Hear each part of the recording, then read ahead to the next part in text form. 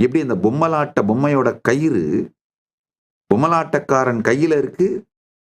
நீங்க வெளியிலிருந்து பார்க்க அந்த பொம்மை சுதந்திரமாக ஆடுவது போல, செயல்படுவது போல தெரிந்தாலும் அதனுடைய கயிறு அந்த பொம்மையின் இயக்கத்தின் மூலம் பொம்மலாட்டக்காரன் கையில் இருப்பது போல, நீங்க நினைக்கிற அந்த ஐடென்டிட்டியோட மூலமாக இருக்கின்ற உங்களுடைய ஆன்மா, அதன் மீது உங்களுடைய கவனம் முழுவதையும் குவியுங்கள்.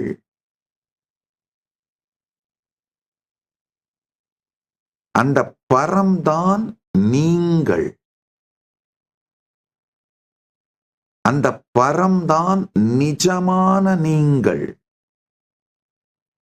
எழுந்து விளையாடி அடங்குகிற அந்த பொம்மலாட்ட பொம்மை போல உங்களுக்குள் எழுந்து விளையாடி அடங்குகின்ற இந்த அகங்காரம் நீங்கள் அல்ல. அது எந்த ஃபீல்டு, எனர்ஜி ஃபீல்டுக்குள்ள எழுந்து விளையாடி ஆடி அடங்குதோ அந்த எனர்ஜி ஃபீல்டு நீங்க.